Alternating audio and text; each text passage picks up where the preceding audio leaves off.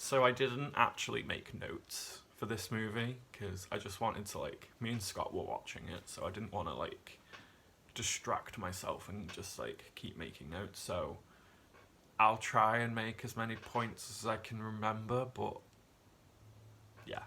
In my first, like, in my Scream 1 review, I say that that isn't the first Scream movie I watched. Scream 3 is actually the first Scream movie I watched, and I didn't realise it was the third one until I rewatched it. It is my favourite Scream movie, but it's like, it's not a good movie. I do enjoy it because it is my favourite, but it's kind of like, it's a really corny horror movie. It's not even a horror movie. It's like I said, Scream is not a horror movie. They are a comedic horror at best, or a comedic thriller. I think it's interesting that Sydney has, like, cut herself off from the rest of the world, because obviously, like, the traumatic, like, whole thing of your boyfriend and his best friend killing your mother and then killing, like, 90% of your friend group, and then your killer boyfriend's mum coming after you at college and killing, like, I think her boyfriend dies. So, like, obviously outside relationships aren't her thing. So I think it's very character, it's very in character for Sydney to just, like, cut herself off from the rest of the world. But I also don't know how the killer, because I don't even know his name, I've really forgotten. I don't know how he found Sydney's number. So I like that Randy turns up in this movie. I really love Randy. And again, he comes in with, like, if this isn't just an average sequel, this could be like a trilogy of killers. I do think it's very interesting. Rewatching this, I don't think it's as obvious who the killer is. So me and Scott were watching them, and I was like, guess the killer. So I tell him after we've met all the killers, and, like, I think 10, 20 minutes into the movie, I was just like, so you've met all the killers, who is it? And he kind of guessed it in Scream 2, but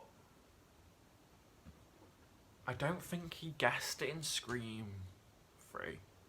It's just, looking back, I don't think it's a very obvious killer, because obviously they need it to be a good reveal.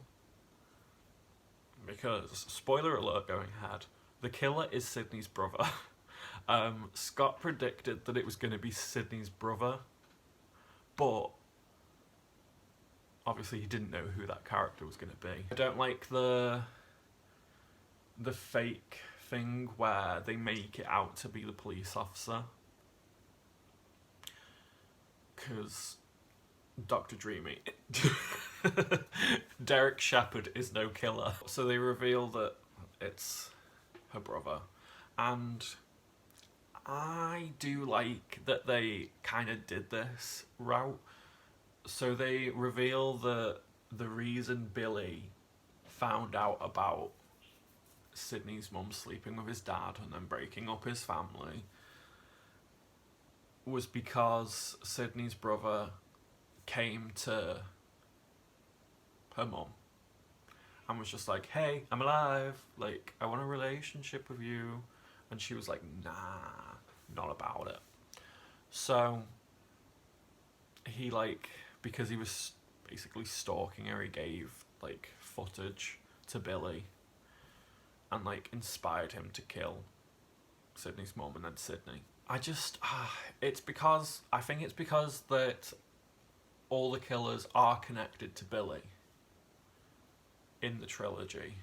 I think that's why it comes off a bit better than Scream 4, because, like, Scream 4 has, like, an unrelated killer to Billy, and I think so in Scream 5, although the killer isn't related to Billy, she's, like, inspired by Stu, and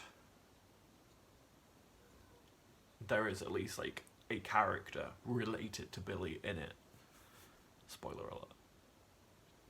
But yeah, this is my favourite Scream movie, so I'm gonna give it an 8 out of 10. It's not the best. I think the first one is the best Scream movie, technically. But I think I'd give this an 8 out of 10. If you guys want to comment down below if you agree with me or any other points that you want to bring up, comment them down below.